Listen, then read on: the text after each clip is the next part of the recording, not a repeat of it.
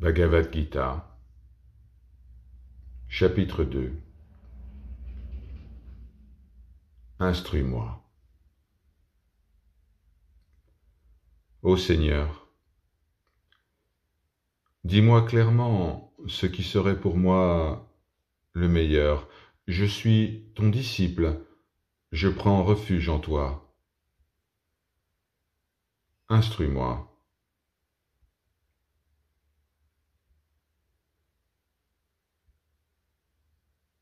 Alors le Seigneur, esquissant un sourire, répondit en ces termes au héros qui se tenait désemparé, tout en prononçant des paroles de sagesse. Tu t'apitoies là où la pitié n'est pas de mise. Mais sache que les vrais sages ne se lamentent ni sur les morts, ni sur les vivants. Jamais ne fut le temps où nous n'existions pas, moi, toi, et toutes les personnes que tu vois. Jamais ne viendra ce temps où nous ne serons plus. De même, quand son corps actuel, le principe incarné, traverse l'enfance, la jeunesse et la vieillesse, de même passe-t-il après la mort dans un autre corps. Le sage ne s'y trompe pas. C'est le contact avec les éléments matériels, ô fils de Kunti, qui engendre les sensations de chaud et de froid, de plaisir et de douleur. Elles vont et viennent, mais ne durent pas. Supporte-les, ô Bharatide.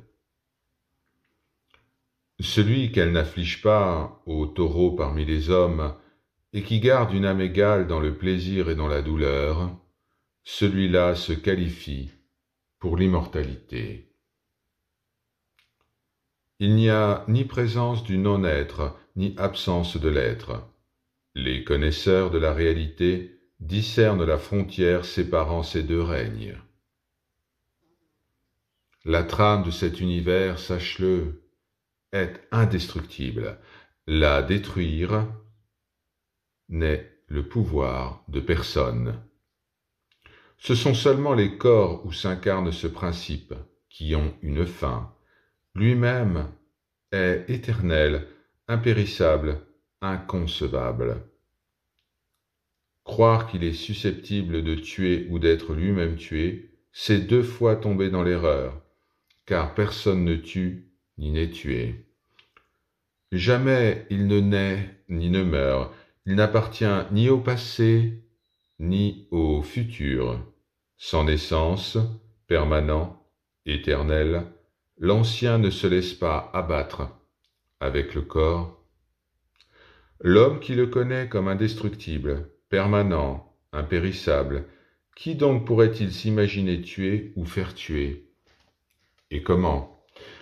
Comme un homme qui abandonne ses habits usés pour en revêtir de nouveaux, le principe incarné abandonne ses corps usés pour en investir de nouveaux. Le fer ne l'entame pas, le feu ne le consume pas, l'eau ne le détrempe pas, le vent ne le dessèche pas. Inentamable, inconsumable, indétrempable, indesséchable, permanent, omniprésent, stable, inébranlable, il est éternel.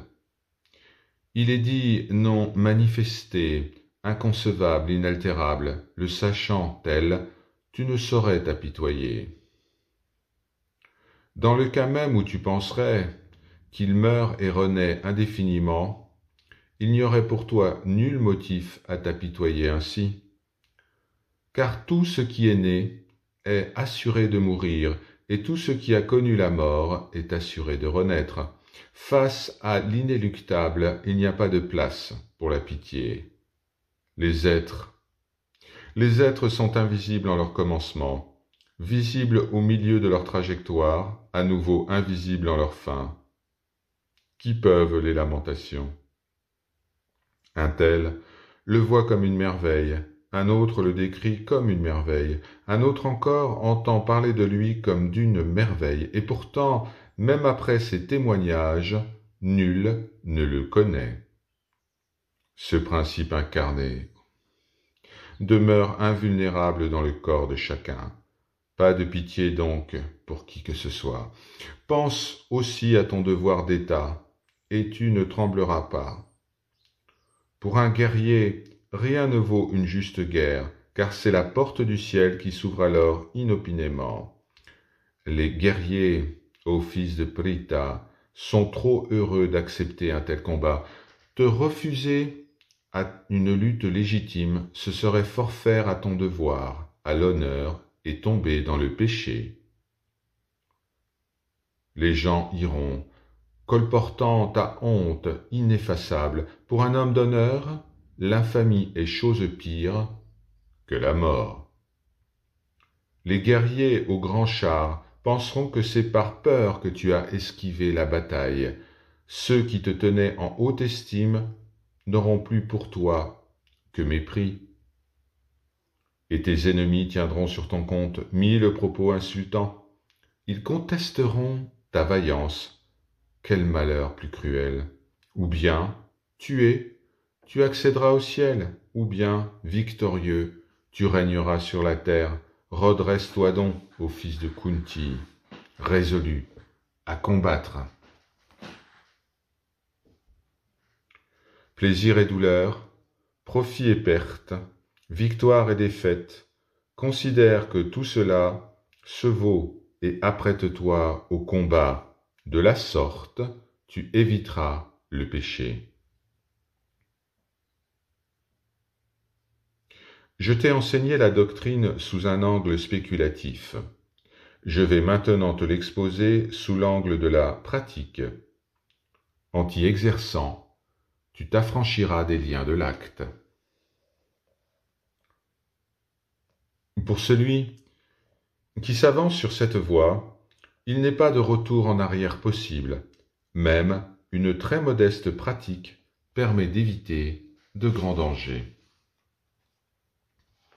Ici, une pensée unifiée est ce qui convient pour la décision.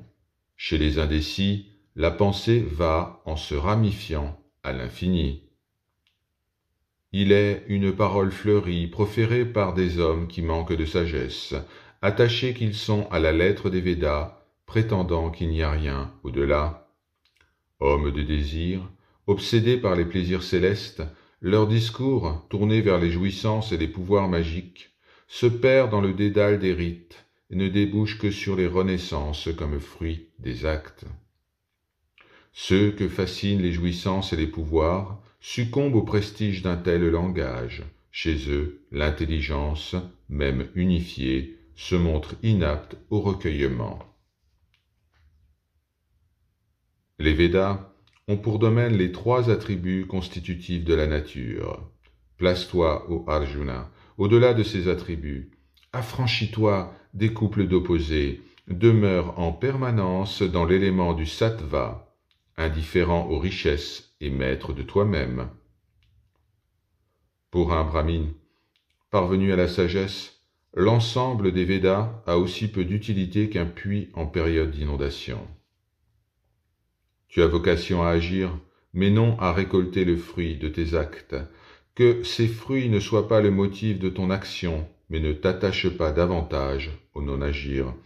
Établi dans cette discipline, adonne-toi à l'action, demeure l'âme égale dans le succès et dans l'échec, car le yoga, le processus d'unification est équanimité, impassibilité. L'acte, en effet, est de loin inférieur à l'exercice de la pensée. Prends donc refuge dans la pensée. Misérables sont ceux qui n'agissent qu'en vue du fruit.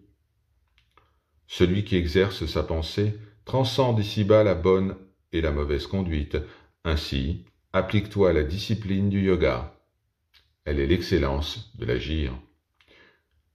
Les sages parvenus à la maîtrise de leurs pensées, délaissent le fruit des actes.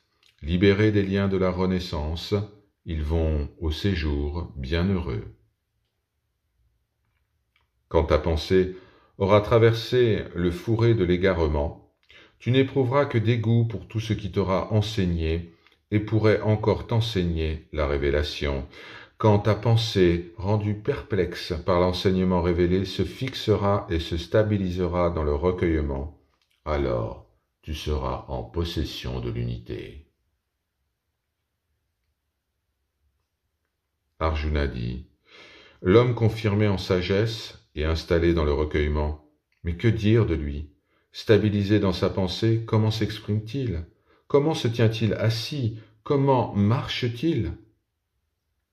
Le Seigneur répondit, est dit, confirmé en sagesse, celui qui a congédié tous les désirs qui hantent l'esprit et qui trouve sa satisfaction en soi et pour soi, sans trouble dans la souffrance, sans attrait pour le plaisir, libre d'attachement, de colère et de crainte, cet ascète est réputé stabilisé dans sa pensée.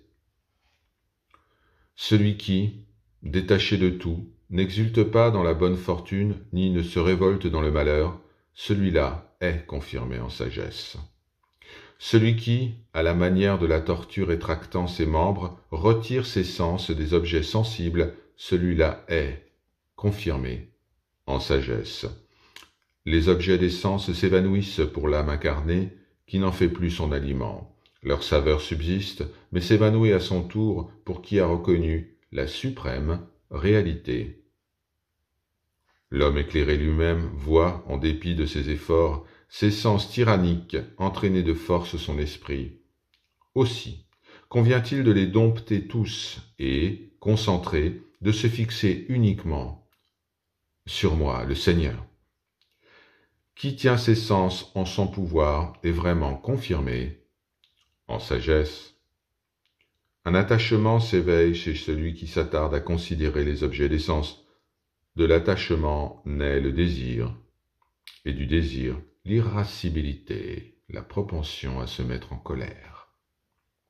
De cette propension naît l'égarement, de l'égarement la défaillance, de la mémoire, laquelle entraîne le naufrage du jugement, et finalement la perte de l'homme lui-même. Mais celui qui traverse le monde extérieur, avec des sens maintenus sous son empire, libre d'attraction et de répulsion, celui-là, âme disciplinée, accède à la sérénité. Et dans cette sérénité, il trouve la fin de toutes ses souffrances, car dans un esprit apaisé, bien vite, le jugement s'affermit.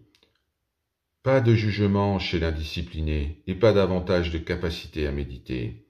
Mais qui ne médite pas ne connaîtra pas la paix de l'âme et, sans elle, d'où lui viendrait le bonheur? L'homme, qui cède à l'impétuosité de ses sens, voit son esprit emporté par eux, comme sur l'océan un vaisseau est emporté par la tempête.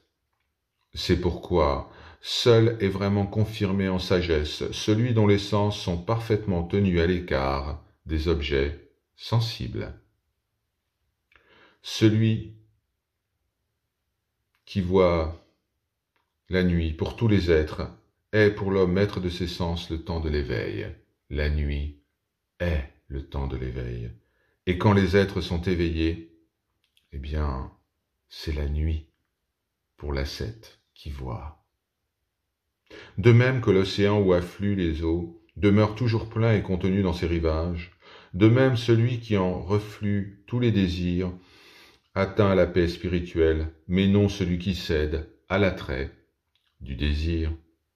L'homme qui, congédiant tout désir, vit libre de convoitise, détaché du « je » et du « mien », celui-là accède à la paix spirituelle. C'est là, ô fils de Prita, la condition brahmine. Qui l'a atteint ne s'égare plus, si l'on s'y établit, fût-ce à l'article de la mort, on parvient à l'extinction en Brahman. Om Namo Bhagavate Vasudevaya. Par leur grâce, Om Shanti, Shanti, Shanti.